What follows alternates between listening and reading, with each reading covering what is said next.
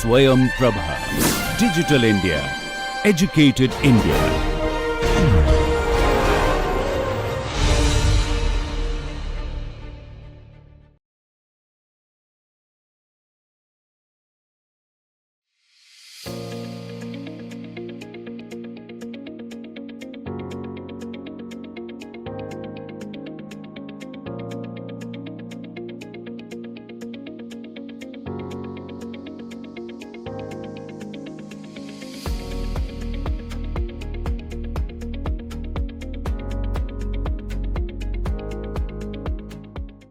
Hello dear friends, welcome back to NPTEL online course on logistics and supply chain management. So today we will start our discussion on another very important topic, which is a robust and resilient supply chain. So how we can design such kind of supply chain which can be resistant to any external or internal disruption if anything is happening throughout that supply chain, right. So we will discuss about what are the supply chain challenges, we will talk about supply chain risk management strategies, and then we will talk about resilient supply chain, and we will talk about the robustness of the supply chain. We will discuss one case study of JD.com which who have developed a kind of a resilient supply chain, in that way removing all the intermediaries so that directly you can contact the end customer. So this is how we will proceed. So first, supply chain challenges. Now the whole world is one market and interconnected, right. So that means anything happening here will impact rest of the world, right. So and then economic activities globally, things are changing, whether you talk about either 2008 recession which just started from the bankruptcy of Lehman Brothers, then if you talk about COVID-19, how it impacted the supply chains throughout the world, and it started somewhere in China. And then if you talk about Russia-Ukraine war, you talk about any global disturbance, you talk about recent political scenario in Bangladesh or any country, right. So maybe very small country, but yes, the kind of the clothing industries are getting maximum inputs from Bangladesh, right.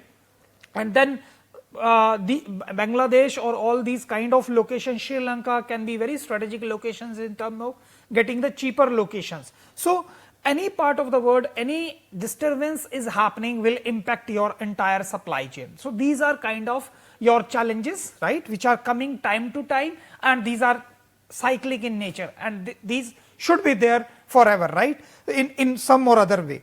So these challenges are posing some risk to your existing supply chain, right, and our supply chains are vulnerable to these kind of disruptions. So how we can go for such a robust and resilient supply chain so that the impact can be minimized.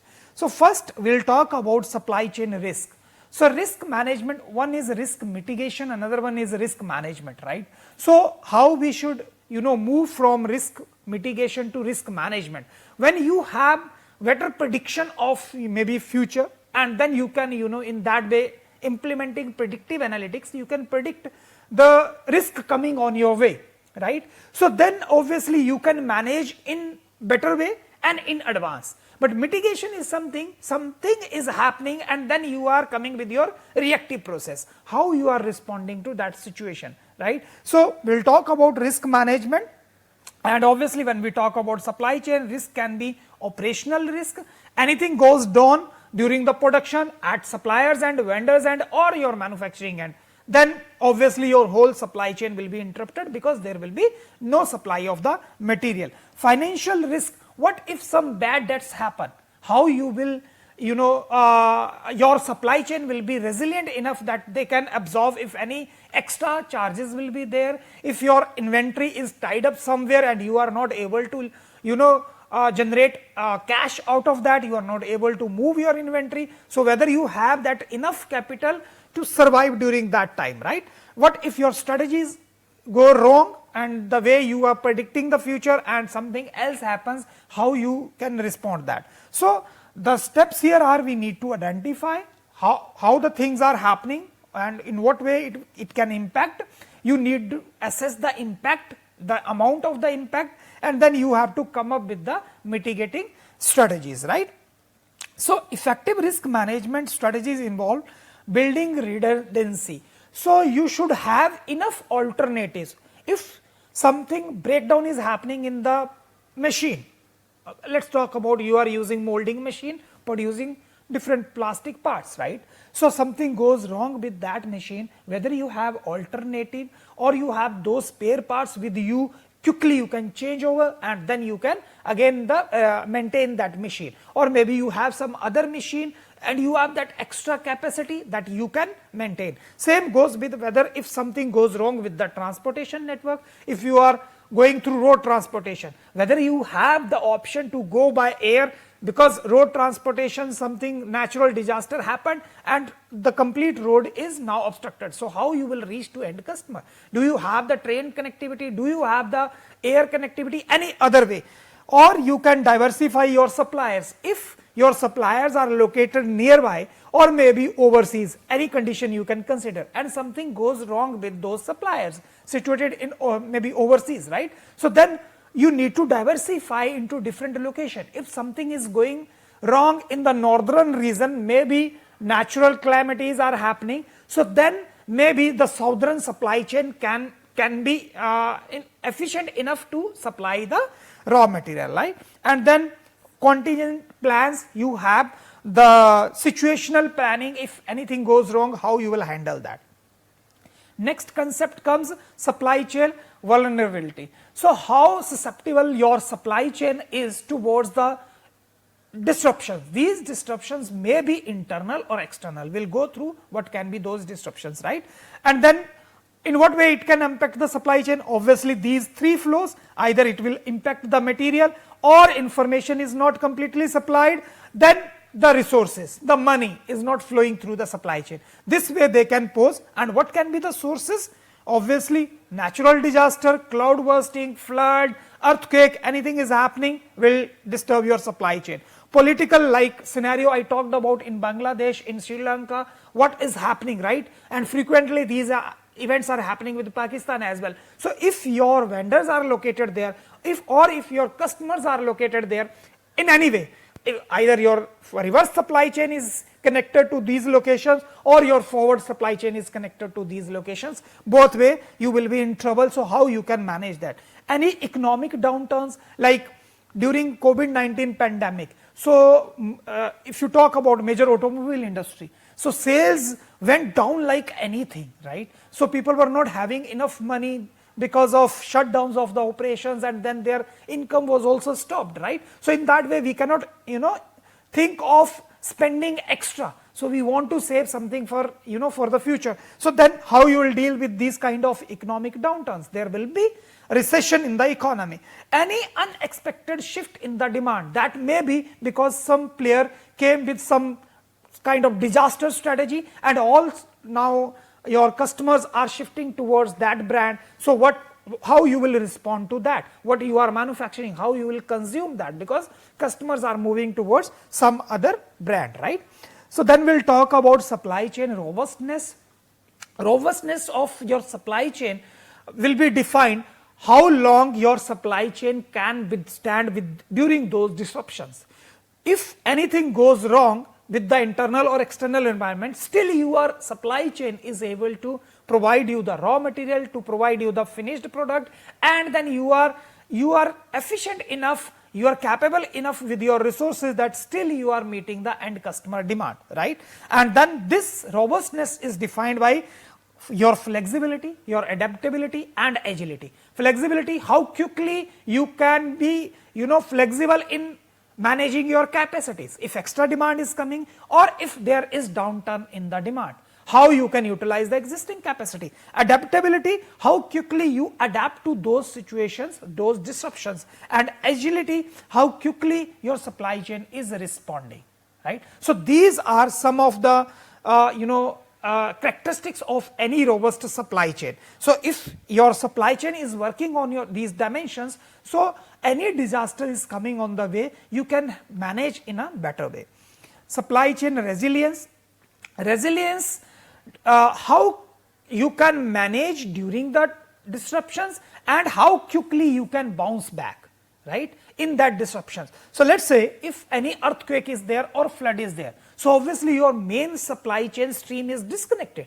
So roads connectivity is gone, train connectivity, air connectivity, there is no point, right, and then you are not also getting enough information because there is no IT infrastructure, electricity is gone, all the ways to communicate are also gone. So first supply chain, obviously these kind of concepts are more relevant when we are talking about a disaster management supply chains. So maybe we are not talking about the routine products we need to supply to those affected location, but yes, when we are talking about a disaster relief operations, so medical supply may be the first we need to ensure, maybe then food packets may be the another we need to ensure, then maybe the clothing and other things rescue will come in picture. So how quickly we can come up with our that strategy talking about especially disaster relief operations, so then it will be defined if your supply chain is resilient enough, right. So this involves how it is possible. Obviously you have to build the adaptive capacity, suddenly you need to produce more or suddenly you need to produce less or you need to produce something else which you are not producing right now, right, and then fostering collaboration and transparency throughout the network. See, if any change or fluctuation in the demand at the end customer, right, so right now what we are doing, we are observing those fluctuations at maybe some regional level, and then we are consolidating the data at district level, then we are consolidating data at state level, then we are consolidating data at regional level, then we are consolidating data at country level, then world level we are consolidating data wherever your supply chain is working, right. This much time, that means there is chance to for the bullwhip effect which we discussed earlier, right. So your information will be amplified when it is passed through multiple stakeholders. So how we can avoid that? When you have one stop solution, anything at any point of the supply chain is happening quickly should be shared, transparent to all the stakeholders. Let's say if my A vendor is producing one raw material and something goes wrong with any of the machines he is working in his manufacturing unit. So throughout all the supply chain, all the stakeholders should know what is going to be the implication. There will be interrupted supply of that particular component. Can we go for some alternative vendor? Can we go for some alternative material? How quickly we can adjust, right? This will be possible only first you need to share the information. That collaboration and transparency should be there. It should not be that something has gone wrong and they are repairing it and then we don't have any idea what has gone wrong, right. So that is required to build the resilient supply chain. One very good example of Dell supply chain, and we know that Dell basic model is to provide you the customized product, but then now again they are making to stock also, and then they are keeping the stock of maybe some standardized product items, and customer are going and they don't want to wait, so they can pick those standard product, but still they are giving you option that you can pick that. So you can provide them the configuration. So the steps are you design, plan, price, and then procure whatever. The moment customers are placing order with Dell supply chain, they are only then their raw material are flying from the Asian countries, Asian suppliers, and finally they are selling in the market, and then obviously any issues or any installation services or any customer support services they are providing, right. So in this network, because they are closely connected with the last customer, they are recording their information. So there are chances that threats can be there from the external environment, right, and then some legislative requirements are also there which keep on changing how you need to handle your electronic equipments, electrical equipments. Then customer requirements are also changing and the choices are also changing. These all external disturbances can be. There can be some other disturbances from the raw material suppliers as well, right. So if any change in that design, so how quickly they are meeting those obligations. So this is there. So to define that under supply chain risk management process, first they need to define what is the disruption level, right? And then they need to assess how it is going to impact, and then you need to come up with some mitigating strategies. And it's not one day process or one stop solution. Today you addressed that kind of maybe cyber attack you addressed today. It's not for the final time you are doing that. Maybe this will frequently happen. So how your system can be strong with your firewalls, with your all the security safety you are providing to your records, so that you can keep those records safe with you. So continuously you have to work and you have to monitor your strategies, right?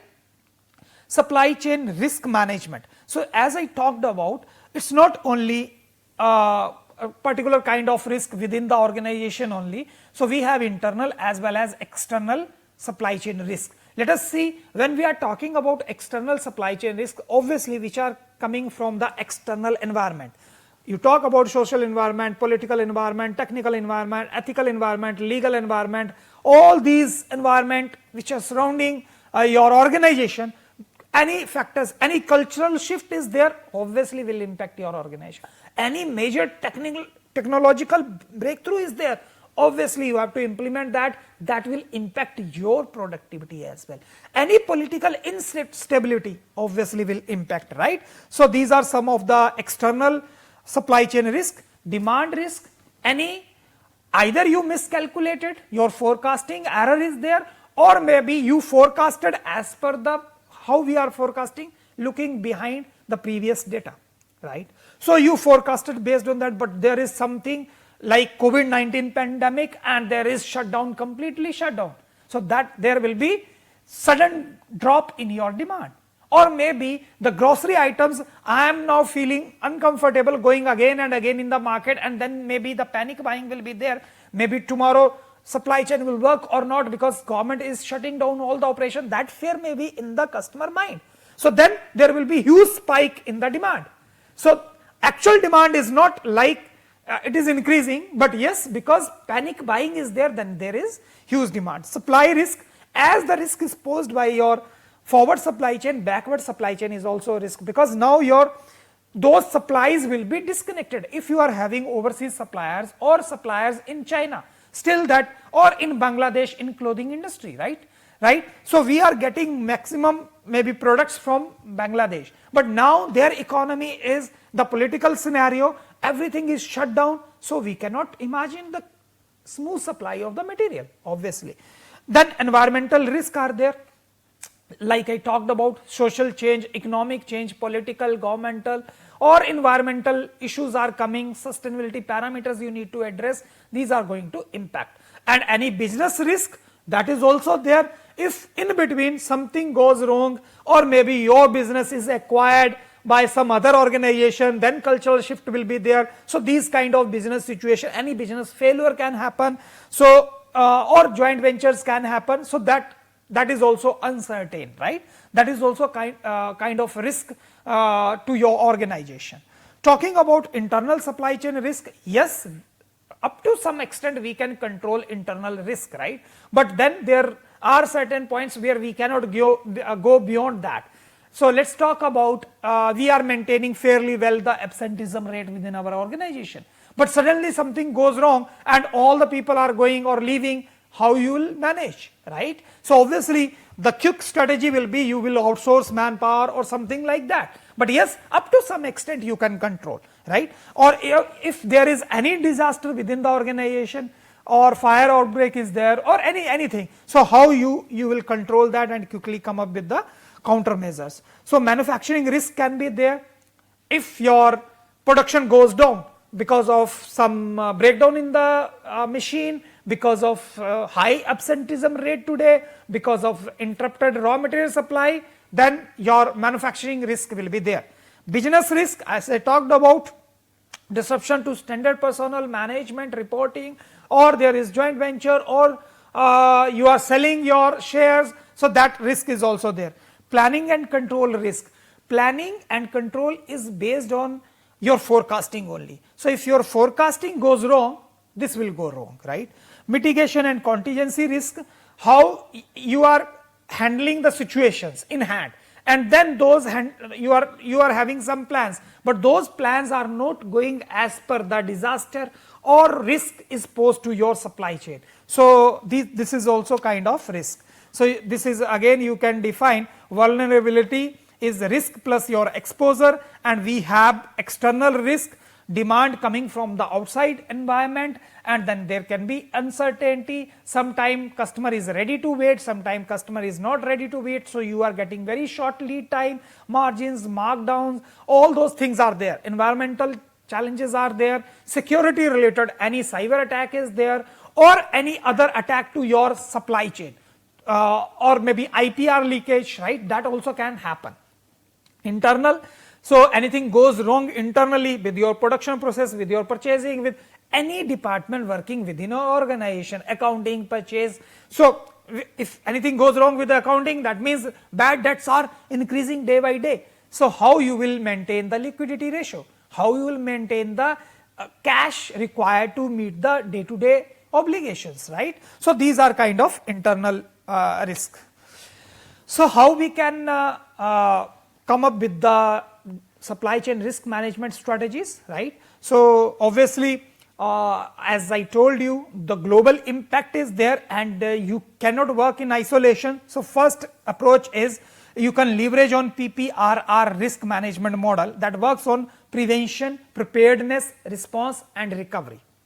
4 parameters are there. So that means first you need to take the precautionary measures, how you can prevent yourself from the disruption. Second is, if you are not able to prevent yourself, then preparedness. So you must come up with some contingent plans so that that situation in hand you can deal. And then response, how quickly you are responding, right? Responding to that particular situation only which is abnormal, and then you come to normal situation, how quickly you are recovering to the normal situation. So manage environmental risk in the supply chain, and this pandemic, other than that, what else you can code here to how we can manage the environmental risk. COVID-19 pandemic, your all supply chains were hit badly, right? And if your suppliers are based in China, right? And then already in warehousing, transportation industry, logistics industry, we have seen we are failing, we are falling short of your manpower. So then workforce shortage is always there, right? So in that way your supplies will be delayed, your manufacturing will be delayed. So in the end customer will, they have to wait for the order. So how you can mitigate that? Multi-sourcing model. Instead of getting from one supplier or two, maybe you can go for multi-suppliers so that smooth supply can be ensured. And you have seen that during COVID-19, many breweries, they started producing sanitizer. Close industry to that, but yes, earlier they were not doing that, right? Ford started manufacturing ventilators. There was huge demand of ventilators and there was no demand for automobile. So obviously, let us utilize the existing capacity, manpower, resources, and then in that way you can contribute something to the society, right? And we can go for some risk assessment software. These softwares help you to go for predictive maintenance, to go for predicting the future risk coming, disaster coming, and in that way you can minimize the impact. So key strategies include diversify your suppliers, many suppliers, and sourcing closer to. Now earlier we were talking about offshoring. Now we are talking about nearshoring. Earlier we were saying that let us go overseas to get the raw material because quality will be improved, price will be improved, and those cheaper location we can get the benefit out of that, right? Now we are saying if these disruptions are so frequently happening, you need to set up your vendors nearby so that you can implement just in time, so that you can maintain zero inventory or near zero inventory, right? That is only possible when your vendors are very close to you, or any disruption, change in the demand pattern, change in the product, you can easily modify at the vendor end because they are very close to you, right? So these are some of the strategies. Regular stress test you can do, building inventory buffers, yes, and technology you can utilize. So you need to store more, right? This is the solution. But yes, if you want to store less, let us go for nearshoring. Set up your vendors, ask your vendors to set their manufacturing plant near to your manufacturing plant, right? So that supply chain distance, they need to cover very minimum distance. So in that way, if anything is going wrong other part of the world, still your supply is maintained. This is another very important decision when you are picking your freight carrier partner, right? Who will be your carrier partner? So obviously we had talked about in detail, heavily we are relying on road transportation, somewhere around 60%, and only 1% we are going through air, and this is also carrying very less share, maybe 5 to 6%, and then train, rest of the share we are shifting through train. But yes, if you talk about the sustainability measure, if you talk about the cost, this is the most efficient. If we talk about the delivery time, lead time, this is the most efficient, shipping through air, right? But yes, you still see we are struggling with this, and 60% we are transporting through road, and when we are doing this, we need to evaluate the existing carrier system. So how you can evaluate? Obviously we have certain parameter, transit time, how much time they are taking to transport the material. Maybe on an average you can find out per mile how much time the ship is taking, the aeroplane is taking, the your train is taking, the through road you are taking, number of stops and average stop time. How many times your carrier is stopping in between, right? Even if it is not required and then it is stopping, so that means stopping means taking extra time. Average loading time, how quickly you can load your stuff, your load on that ship, on that aeroplane, on that train, that also you can calculate, because any delay will cause the overall delay. Route optimization, how easily you can go for route optimization, because that will minimize the fuel, minimize the time. And then maintenance schedule, if your carrier planner, they are planning the maintenance in advance, that means there will be minimum breakdown. And when you have planned maintenance, that means you have the alternative plans as well. So implement a logistics contingency plan. If plan A fails, how you will proceed for plan B, and then this is how it is required in such kind of crisis where we have talked about the COVID-19. Then conduct internal risk awareness training. We need to go for mock drilling type of training programs, and we need to train our staff for these kind of disruptions, right? And what should be the parameters, how we can train them? We can go for common supply chain risk, what can be the risk and how it will pose challenge. If this is happening, how it will impact our supply chain. Then what can be the best practices during that time, how we can leverage the technology and share the information throughout, and how we can implement the softwares for predictive analytics so that we can predict the future, we can predict the risk coming on our way. Consistently monitor the risk.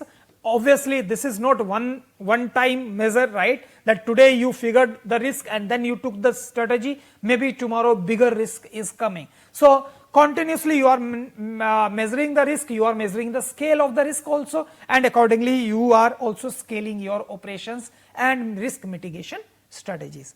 Use data to model key risk event scenario. So this is a kind of predictive analytics we can use. So if we talk about, we are using molding machines, many molding machines are there. So if we are planning the maintenance using predictive analytics, if we are planning for A, obviously we know when we need to plan for B, when we need to go for maintenance for C machine, right? So your AI, your data analytics will help you to identify today we need to repair this machine.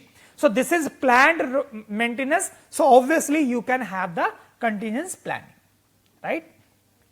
Consolidate your data for easy access. So you should find the unifying source of collecting the data, and it should be shared throughout your supply chain, right? And before sharing, you should be able to consolidate. If I want to record the customer buying patterns, I need to get the data from the retail shop. I need to get the data from the organized retail as well as from the unorganized retail store, right? So many different apps if we are selling online, then also I need to get the information. So this is how we need to consolidate data from different sources. Resilient supply chain, and if we'll talk about the temple of supply chain resilience, the foundation is obviously based on your supply chain strategy aligned with your competitive strategy. We have talked about this in detail. If you are saying your supply chain strategy is you are very fast, very responsive, you need not to care much about cost. First priority is how quickly you can deliver the emergency product to your customers, right? The floor is obviously product design is very important. If your product design is so typical, very difficult to find out the raw material, the component, the structure, the shape of the component is also very difficult to maintain for a longer period of time. So that means your product design is not that easy, which will again and again will affect your supply chain performance, because today or tomorrow there will be quality issues, there will be delivery issues, there will be issues getting the raw material. Then if we will talk about 4 pillars of that temple, obviously agility, collaboration with your partners, supply chain risk management, how in advance you can predict the risk, and your supply chain design, how you are designing the multimodal structure so that all the mode of transportation, how you are managing within your warehouse, how you are maintaining internal supply chain in the manufacturing plant. So you will come up obviously with the top roof is resilient supply chain structure, right? So, and this is not today you achieved this resilient supply chains, for tomorrow also the same model will work. Obviously you need to tap some more parameters, you need to go more advanced, more strategies will be there, and thus you can see how you can do. You find multiple suppliers and then build resilient inventory management. So inventory management, obviously we discussed in inventory, in 2 sessions we were having on inventory management, right? So there we talked about we should maintain minimum inventory, because inventory can go obsolete, we can destroy the inventory in the storage. So the other system we can do is just in time or near shoring, where we are setting up our vendors near to our manufacturing unit. Third is harness the power of advanced technology. We can implement strong relationship with the buyers or all the stakeholders, not only buyers. Map the risk in advance, predictive analytics, then strengthen your transportation and logistics network. Go for route optimization for all the modes of transportation, not only you are depending on road transportation. And then sustainability measures are important, how this resilient supply chain strategy can sustain for longer period of time, right? That will only sustain when you are keep on adding the extra parameters. Talking about supply chain vulnerability, we have already defined your how much your supply chain is susceptible to your external or internal disruptions, right? So many studies are there and many threats have been identified, barriers, enablers of implementing this particular issue. So quickly we can go through the drivers of potential vulnerability. First is planning and supplier network, right? This is totally based on forecasting. Anything goes wrong, little higher error in the forecasting, your planning at the vendor end, storage end, manufacturing end, distribution network, everything will be disturbed, right? Transportation and logistics, again, how resilient is your physical flow of the product. So that will define whether you have alternatives to, if road transportation is obstructed due to anything, right? So how you can transport your material, your emergency supplies, your medical supplies through drone, right?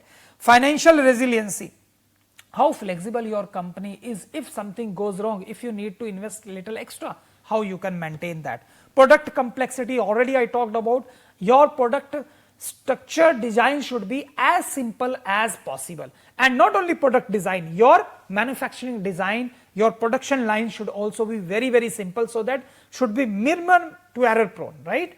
So then organizational maturity, how mature your organization is to handle all those disruptions.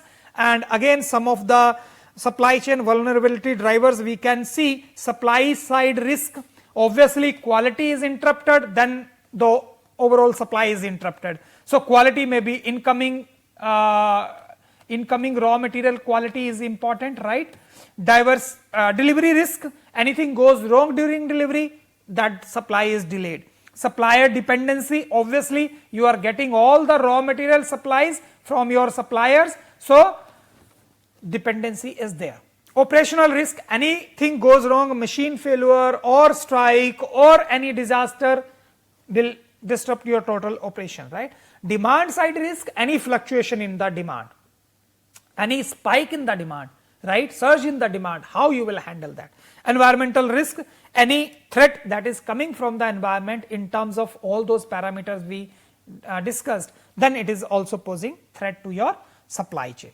How we can come up with the robust supply chain, and that is based on how long your supply chain can withstand with those adverse situations happening around. And the key aspect already we discussed about redundancy, how you can go for different alternatives, options you have, whether you talk about supplies, production, warehouse, transportation, flexibility, how quickly you can be adaptable to your new situation, the disaster, and how quickly you can come up with that, right. So resilience, how long your supply chain can sustain with that. Visibility, if anything is happening at any part of the supply chain, it should be visible throughout all the stakeholders, so that all can plan their planning can be done as per that disruption. Collaboration, obviously this supply chain is game of collaboration only, because we are never talking about single player. Here we are talking about all the stakeholders, starting from the suppliers of supplier, the first supplier, to till the end customer, right. Risk management already we talked about the role of technology, how it can be important. When we are talking about data analytics, we can go for predictive maintenance of the machines, we can predict the if any risk is coming, we can predict the weather conditions, we can predict the traffic coming on the road in our way, we can predict if any accident has happened, how we need to take the another route. All these things, real time data, real time information, and real time informed decisions can be made. So this is how we can go for a robust kind of supply chain. You need to plan the demand, then that demand you can plan with your suppliers. You need to maintain inventory from them, then logistics and transportation is there, and finally information system will play important role to integrate all these stakeholders. This is very beautiful case study of JD.com. You can go through the full case. I will just highlight the main key points. This is self-operated mode. Initially they used to purchase all the products, and then they are selling online, right. So directly they are connecting with the supplier. So in that way they are responsible for all the processes like inventory management, distribution, delivery, after sales servicing. Anything is going wrong at the customer, and they are directly responsible for all those things. Any delay is happening, that also they need to take care, right. But now they have changed this model, and some affiliated JD affiliated stores are also there, and those are handled by independent merchants, right. But still you can see 60% share is JD.com is directly interacting with the customer, providing the product to the end customer. Now if we will talk about the traditional supply chain, we have all the players. I think yes, it is there. We are from brand manufacturer, it is going to general agents, distributor, retailers, carry forward agent, wholesaler, distributors. Huge chain is there. But this is the simplified structure where only JD.com is there in between customer and manufacturer. They are getting the supplies directly from the manufacturer, from the factories, from the vendors, sub-assemblies, they are directly sourcing, right. And then they are maintaining the inventory, and through this the inventory is channelized. Now the plus point of this is, when you are having this kind of structure, obviously there will be minimum disruption impact. How? Because you only have to manage everything. So you know the information, this is going to be the disaster, and how we can implement, because within one organization you need to maintain. So high level of collaboration, obviously, because minimum stakeholders are there. Almost all stakeholders are removed when we are talking about the forward supply chain. So high level of collaboration with your backward supply chain will do enough for you. Effective information sharing. See, information is delayed or maybe sometime manipulated or over amplified when we have multi stages to share that information. But in JD.com, only JD.com is there, so that is not there. High level of agility is also there. Quickly they can respond to the conditions. They have the intelligent platform. They have all the software to predict the disaster, to share that information, and Human intervention is also minimum because they are going for automated planning. If anything is disruption is there in the demand, automatically it will be configured in your demand function, will be shared with your vendors, will be shared with your suppliers, and JD will automatically will plan for those type of inventories. So this is how this total JD.com business model is working, right? You can go through this total case and you can see in that way we can be more efficient because we are maintaining disruptions in beautiful way. So this is how we can conclude for any supply chain: handling risk, resilience, robustness and vulnerability to external environmental fluctuations, disruptions is very important. And instead of going for risk mitigation, we should go for risk management. We should in advance we should predict when and how much going to be the impact, right? And then we can come up with our resilient kind of supply chain, how we need to react during that disruption, and after disruption how quickly we will come back to our normal operation. There is one very beautiful case study of Nissan, if you can go through, that happened, disaster happened in earthquake was there in Japan, and within I think 18 or 20 days they came back to normal production lines. This is something huge, if we will talk about huge success when we are talking about supply chain resilience, robustness, right? So this is all about for this session. These are some of the references. You can go for further reading. Thank you very much.